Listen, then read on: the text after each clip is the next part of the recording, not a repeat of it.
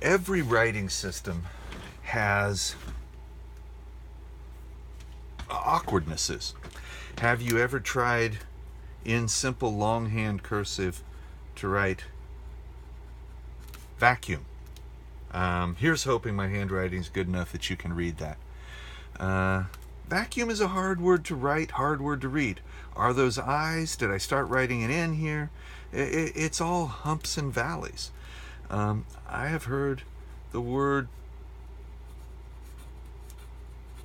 paralyzed is a little difficult to write and read.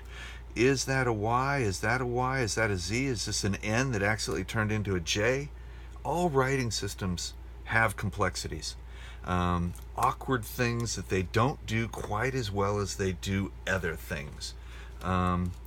The capital I, the capital S, the capital Q.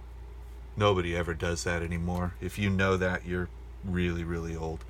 But every writing system has difficulties. Pen Steno is just rotten with difficulties. So I figured I'd record a couple of them here for my own experience. These are things I've had trouble with. So writing the word not is not too difficult. I take from that N, I go straight into the O and just go up into the T without joining those. That's easy. Takes a minute to get used to it. It's possible to decide that when you come you're going to go and then do this, but that's easier to read, but it adds a stroke, and I don't find that workable. Now that becomes harder with net. Net is tough because you go and you make your N. Now you're going to go up. Now unless you want to create a loop there, and I don't, you have to come out of it, and then if it was an A, like if I wanted to write nat, that would create this same thing where I got to come out to create the A. So you create that back turn, come out for the A, put the T on it. But with net, we're going to come out, we're going to create an E.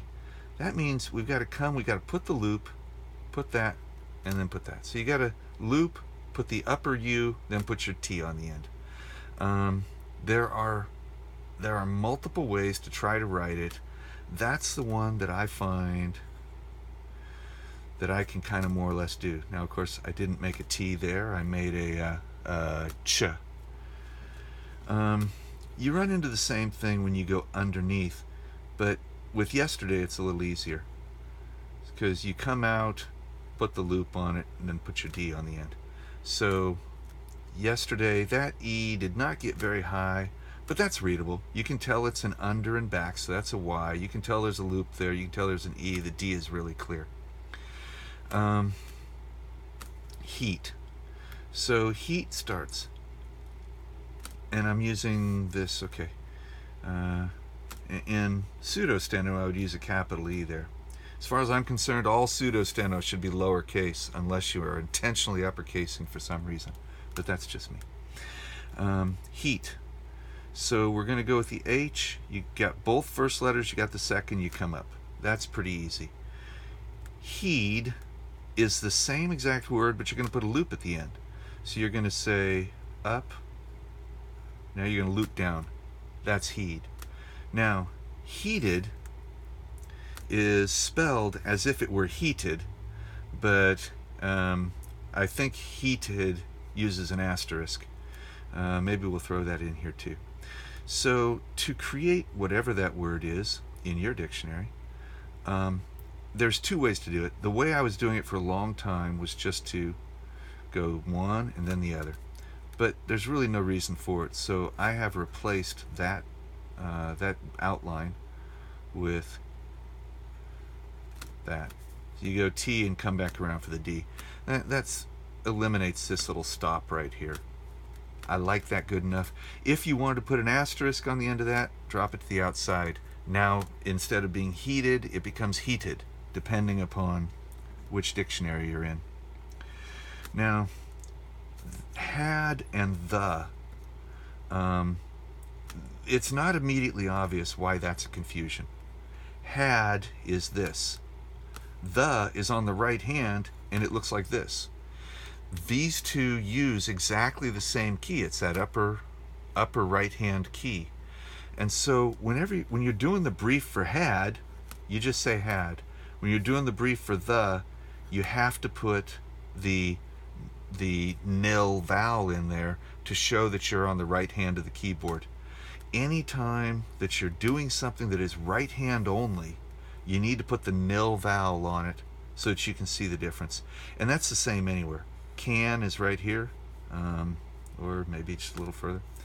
B is exactly the same symbol. You know, it's this one or this one. You're talking about the ring finger down or the middle finger down. They're both that second key in from the left bottom. And so you've got to put the nil vowel on B so that you can see that that's a B and not a can. Now there is interesting, because the way you're tempted to write that, if you're just going through it, is T H R, and that's readable. But really, HR is the L blend, so you can just say there, and that becomes a lot quicker to write. Now blue gets nasty if you're not careful, because you're thinking B, and then you're thinking, oh, well, that's the L, and then throw a U on it. But if you're paying attention, BL is itself a blend. So you can, and that's the narrow one. That's way too big. So narrow, loop it, and put a U on it. Because the AO is nil on that, you have no AO. You put the nil vowel on it, and then you drop the U, which is the downward shaping U shape. Really is an interesting word also, or else I wouldn't have listed it here. It at least amused me. Let's come over here for it.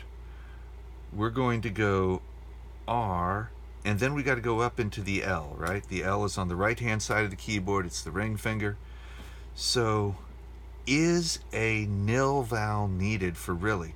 Well, you know this is the bottom right-hand corner, so it's not needed. You know that there can't, in the left-hand side of the keyboard, this would be the letter P.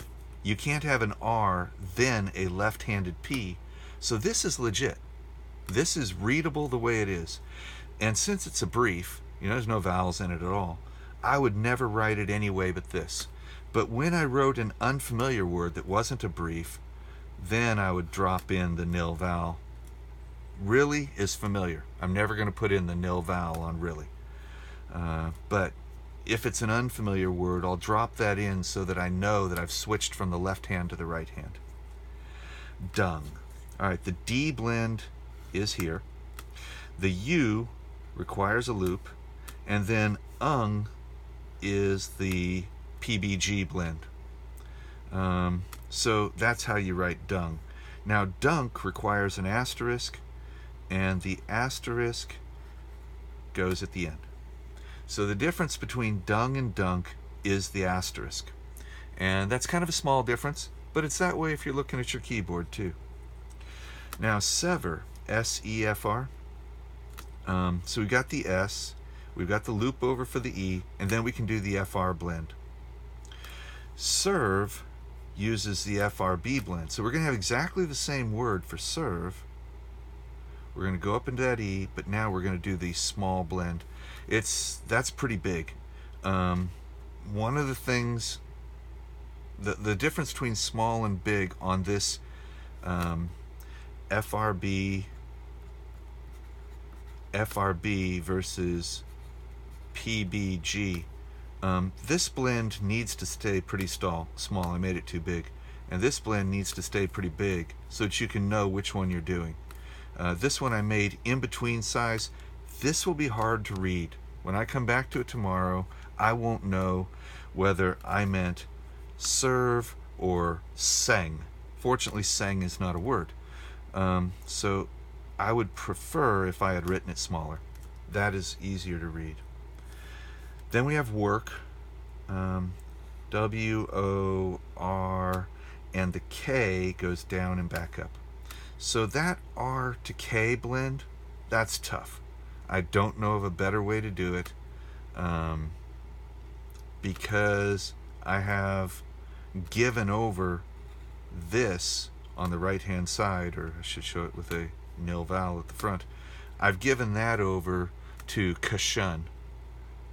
So if I would say wakshan if I tried to make that hook happen.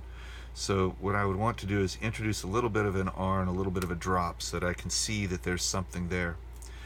When I go to do works, that's everything.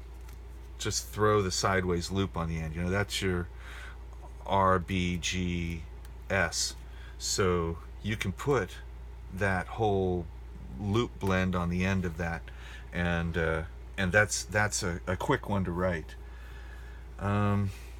So let's call that enough questions for today. Those are questions that I raised for myself. If there are other questions that I should put in a video, who knows, I might try. Depends whether all of you say that this was a complete waste of time anyway.